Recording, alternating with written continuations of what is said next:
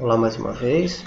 Hoje nós vamos estudar um pouco sobre alguns conceitos preliminares aos testes de hipóteses, certo? São alguns elementos que nós devemos observar a fim de que a gente escolha o melhor teste de hipóteses para o conjunto de dados e o tipo de pesquisa que nós estamos fazendo, certo?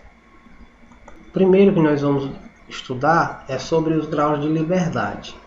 Quando nós estudamos a variância, representado aqui por S ao quadrado, nós vimos que uma das fórmulas para se calcular a variância tem aqui no denominador n-1, né, dividido por n-1.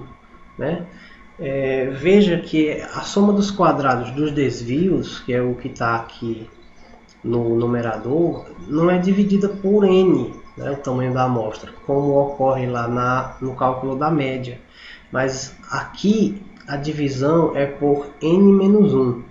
Por que isso acontece? Esse divisor aí, n-1, representa os graus de liberdade associados à variância.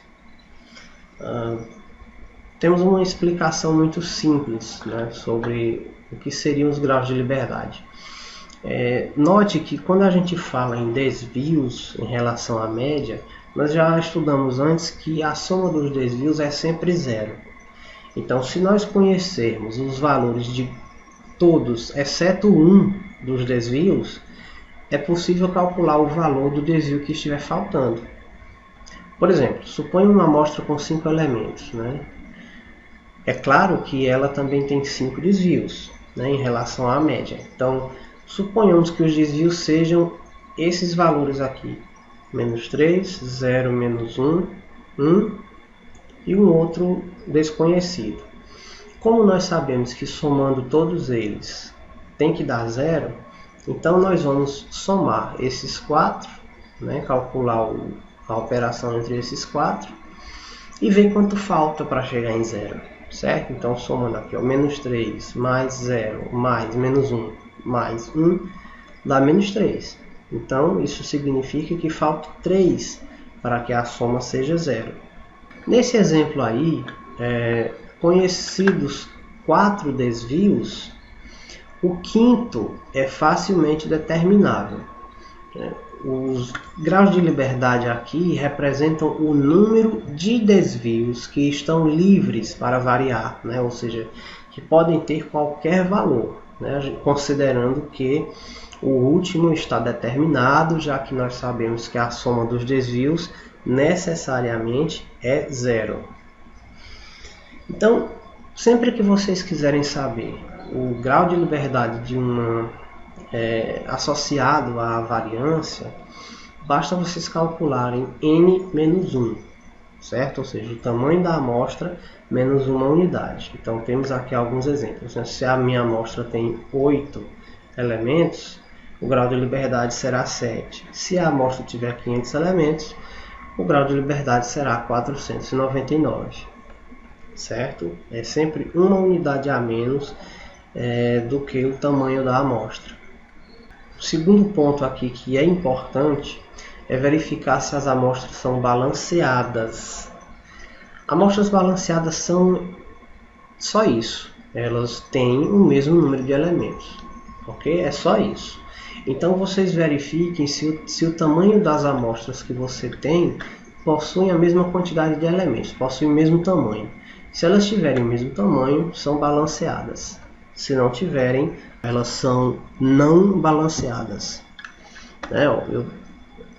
Colocando aqui em 2 exemplos, por exemplo, uma pesquisa que envolve o tempo de recuperação em dias. Né? Se administrou 2 tipos de medicamento, um já conhecido e um tratamento novo que está sendo representado por uma letra B qualquer.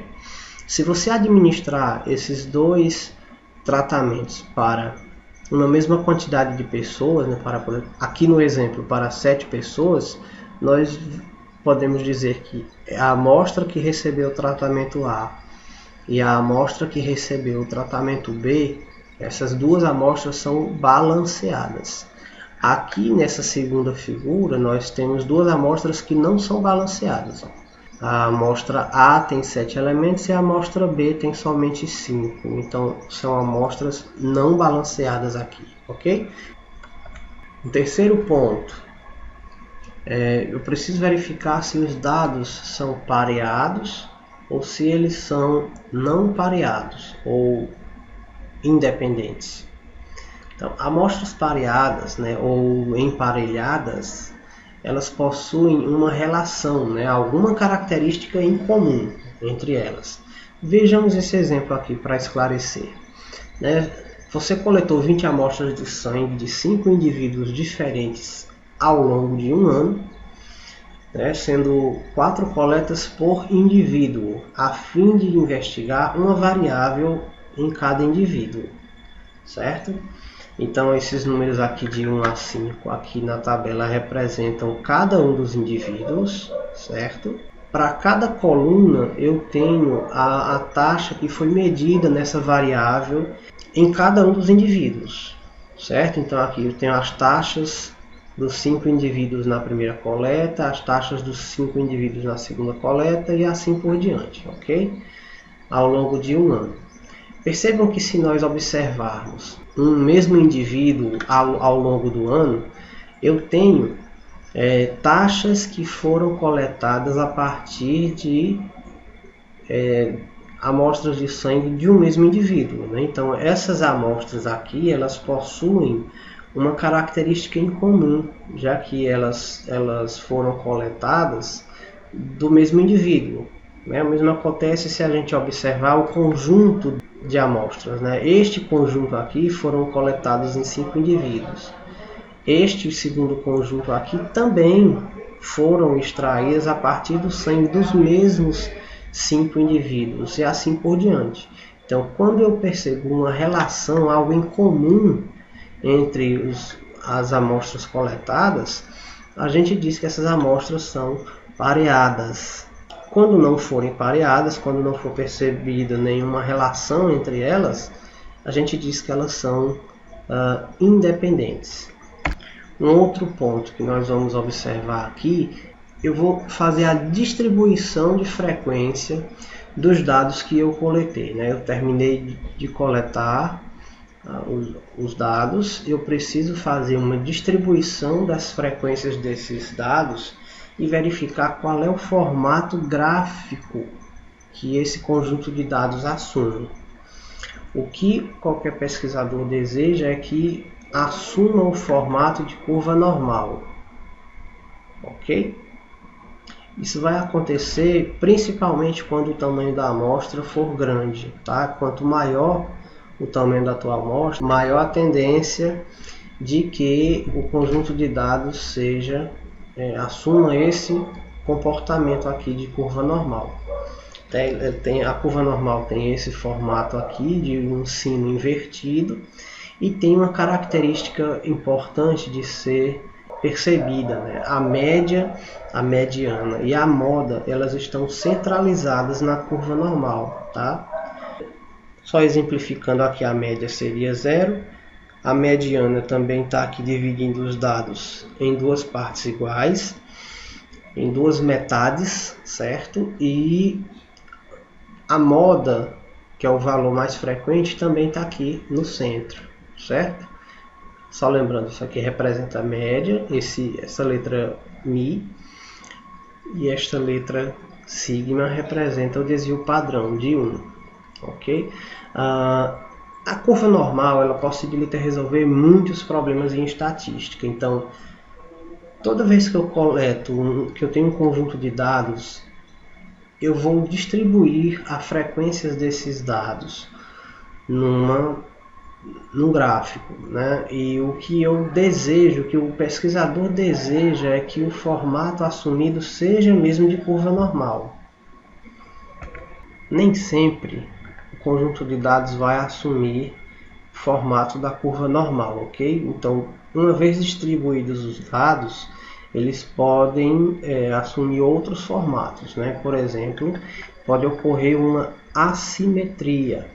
Essa assimetria será chamada de positivas caso a distribuição tenha uma cauda alongada à direita, né? Observem aqui essa situação.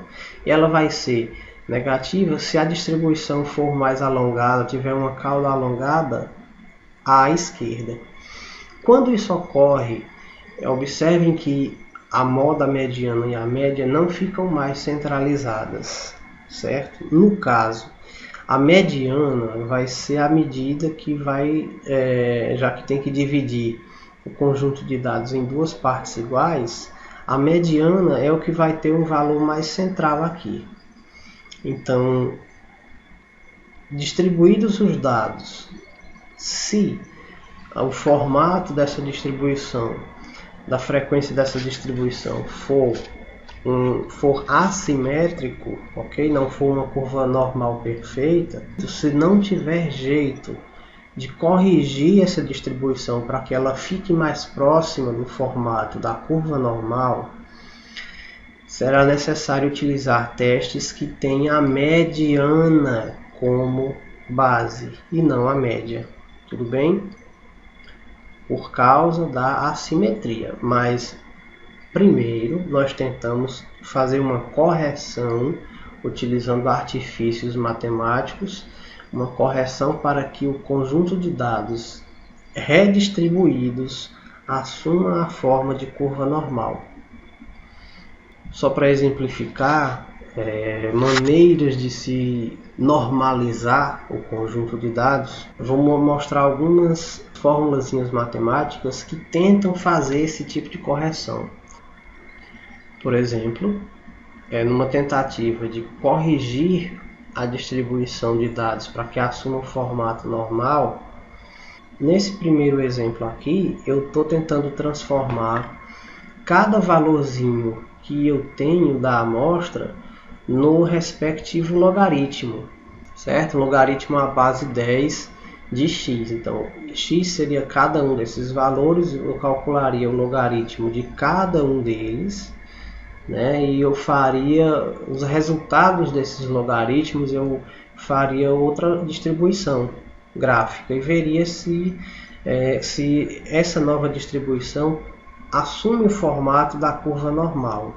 Para exemplificar o que eu estou dizendo, tem aqui 4 formulazinhas matemáticas, né, que tentam substituir cada valor da amostra por outros, né, através de fórmulas matemáticas. Por exemplo, a primeira fórmula transforma cada valor da amostra em seu logaritmo, né? A segunda transforma cada valor em sua raiz quadrada.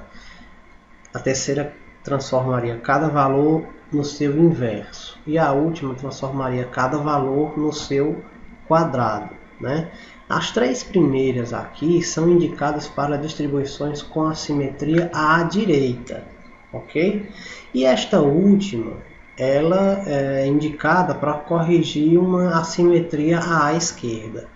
Então, por exemplo, né, vamos fazer 2 histogramas que representem um conjunto de dados 0, 0, 1, 1, 1 e assim por diante, né? O primeiro histograma deverá conter os dados da forma como foram apresentados. O segundo deverá representar uma transformação logarítmica dos dados apresentados. Então, vocês vão observar que na segunda figura do próximo slide, eu vou representar uma nova distribuição de dados em que nós estamos representando os logaritmos de cada um desses valores, ok? Então tá aqui, ó, a primeira, o conjunto de dados distribuídos, né? Na segunda eu tenho os logaritmos. Vamos dar uma olhada como ficou se a gente fosse traçar a linha desse gráfico, né? Na primeira distribuição, este formato evidentemente não é da curva normal, ok? Não é, né? Desce, chega aqui embaixo, volta a subir, não representa a curva normal. Depois de transformado cada valor de x, né, num logaritmo de x mais 1, né, o que aconteceu? eu tenho uma nova distribuição com dois picos, né, dois pontos, duas modas, ó, dois valores aqui para a moda, e eu tenho aqui uma depressão aqui embaixo. Então esse formato aqui também não é o formato da curva normal, certo? Então essa transformação, essa tentativa de transformar os dados originais, que eram esses aqui, em um outro conjunto de dados que é calculado com os logaritmos de cada valor mais um, não funcionou, não conseguiu transformar na distribuição normal. Isto no computador ficaria assim, ó. Eu teria bem aqui na primeira coluna, eu teria o tamanho da amostra 19, né? São 19 números. Ele calcula o valor do desvio máximo, valor crítico, dois valores críticos e o valor calculado para P. Na segunda coluna eu representaria esse conjunto de dados aqui. Eu quero que vocês observem que calculado no computador, nós perceberíamos que a nova distribuição seria uma distribuição normal caso esse valor aqui de P, né, que é um valor de uma probabilidade, né, caso esse valor de P fosse maior ou igual a 0,05. Tanto na primeira distribuição quanto na segunda distribuição, o valor de P deu menor que 0,01. O que isso significa? Que, infelizmente, a transformação não deu certo. Então, a nova distribuição não tem o formato de curva normal, ok? Nós tivemos que rejeitar essa hipótese porque o valor de P não atendeu a esse critério bem aqui, que é uma convenção, ok? O valor teria que dar maior ou igual a 0,05 para a gente admitir que a transformação funcionou. Tudo bem? Eu quero só lembrar que esse valor de P no computador representa a área abaixo da linha do gráfico, né, a área delimitada por essa região aqui entre a linha do gráfico e o eixo horizontal, certo? Nesse intervalo aqui. É uma maneira que nós temos de visualizar essa área, é uma alternativa a outro método que nós vamos estudar mais adiante, que é calculando alguns valores com fórmulas matemáticas, mas no computador nós já observamos o valor dessa área, tudo bem? Nós buscamos uma área que atenda a um determinado critério para a gente aceitar ou rejeitar uma hipótese. No desenvolvimento de uma pesquisa, o nosso ponto de partida normalmente é uma hipótese que nós temos. Então nós temos uma pergunta, né, uma indagação, e aí nós temos que formular uma hipótese, né, que nós devemos testar através de uma pesquisa científica. Este é o roteiro normal de qualquer pesquisa. Pergunta que leva a uma hipótese que deve ser testada cientificamente. Então isso tem um formato, né, que nós vamos aprender aqui qual é a convenção que é utilizada nessas pesquisas. Haverá sempre uma hipótese nula, né, que está aqui representada por H0, segundo a qual não existe uma diferença entre os valores que estão sendo testados, que podem ser médias ou medianas. Existe uma hipótese alternativa, que é representada aqui por H1. Né? Esta hipótese alternativa é a sua hipótese enquanto pesquisador, que diz o oposto do que está sendo dito a hipótese nula, certo? Ela diz que existe uma diferença entre esses valores que estão sendo testados. Então aqui nós temos 6 por exemplo, 6 cobaias, das quais foram coletadas 2 informações em momentos diferentes, ok?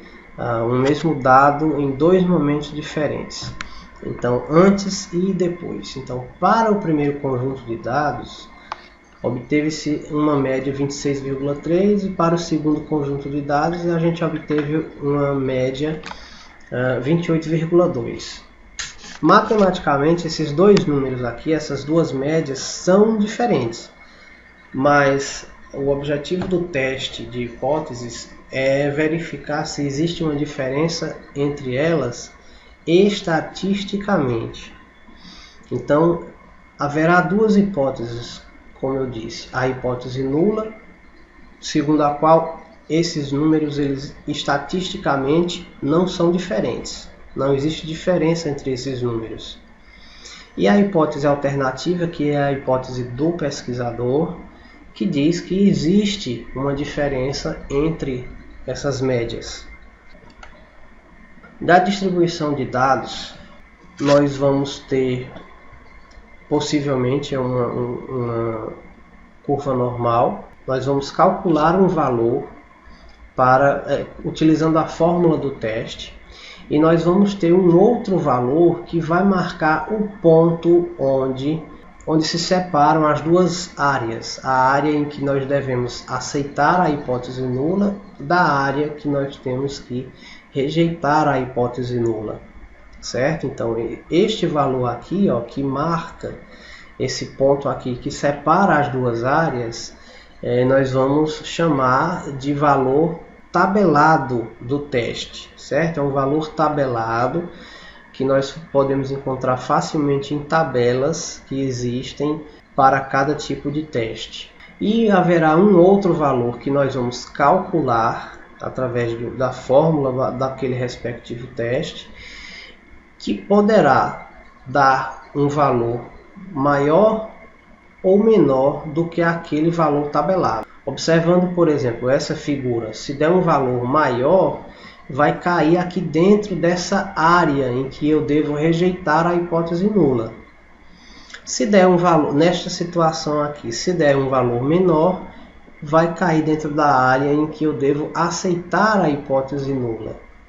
Lembre-se que a hipótese nula é a hipótese que diz o oposto do que você deseja, ok? Numa pesquisa.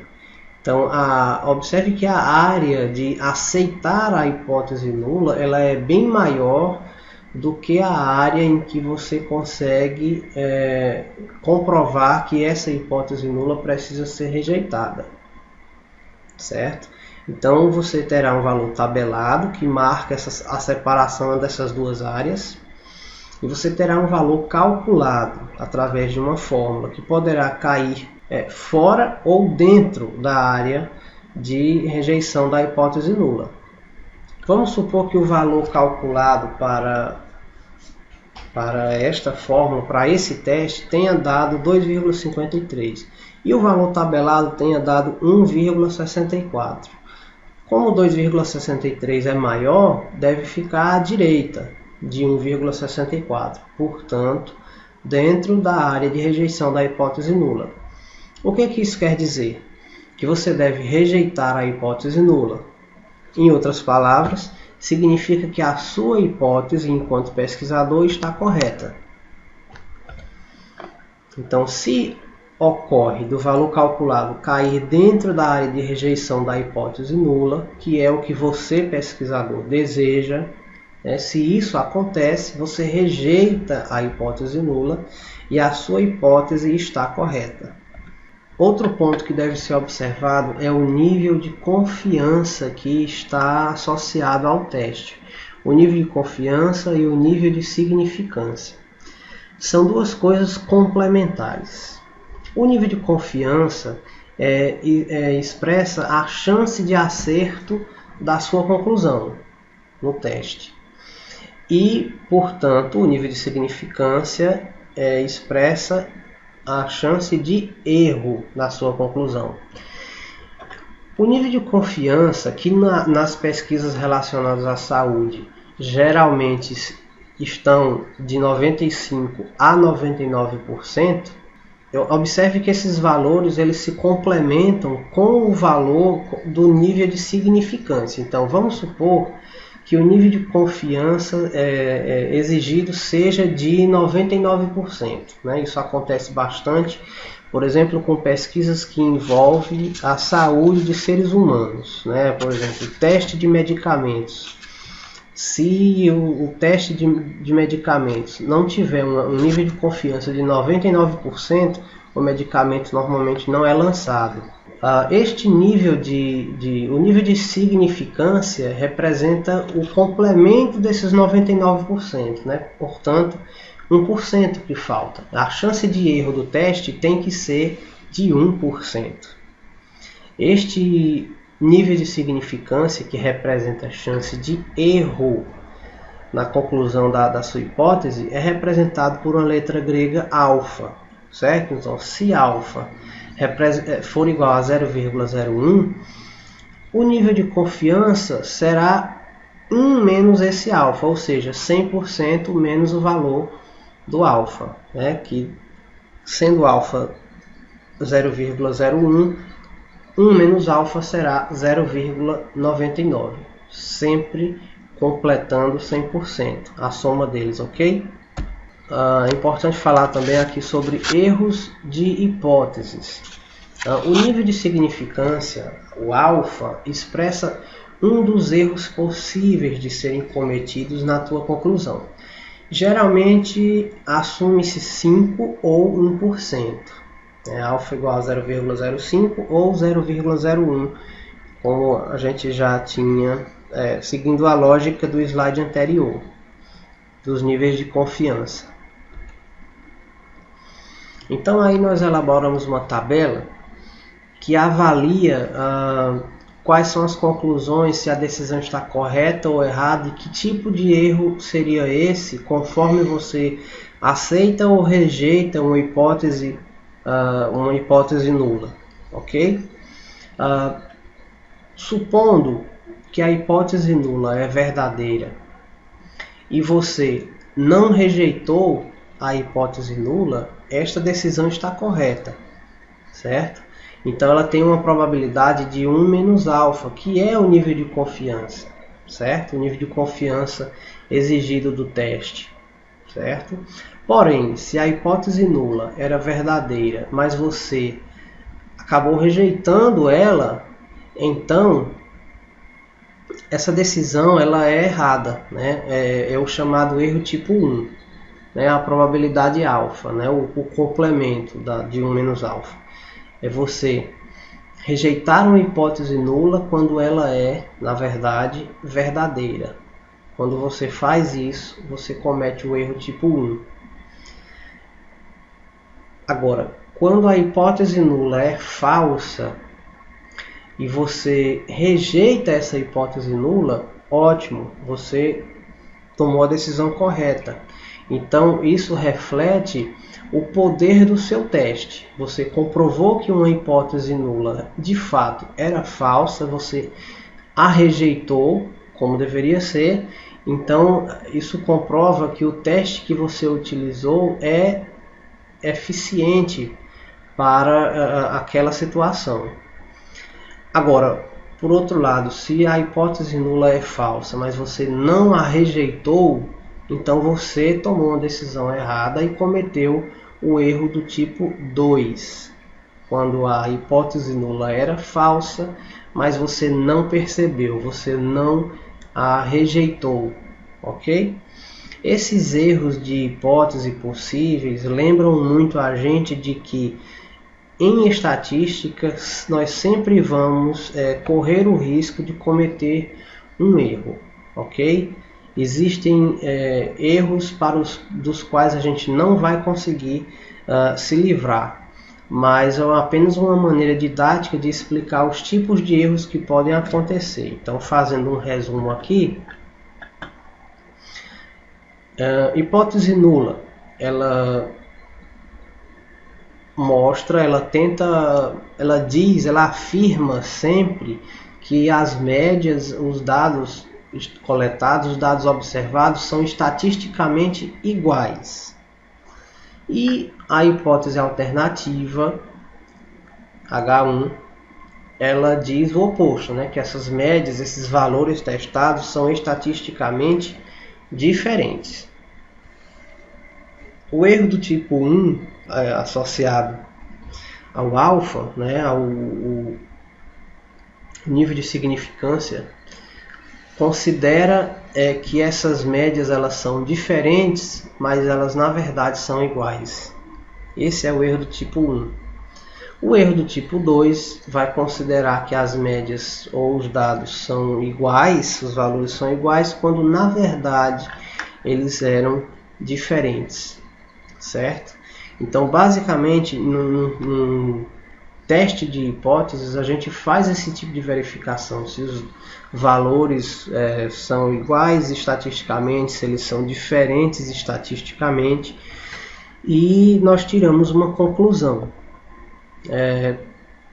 Nesse slide aqui, em que nós calculamos um valor que caiu dentro da área de rejeição da hipótese nula, equivaleria a dizer que nós comprovamos que as médias eram de fato estatisticamente diferentes, certo?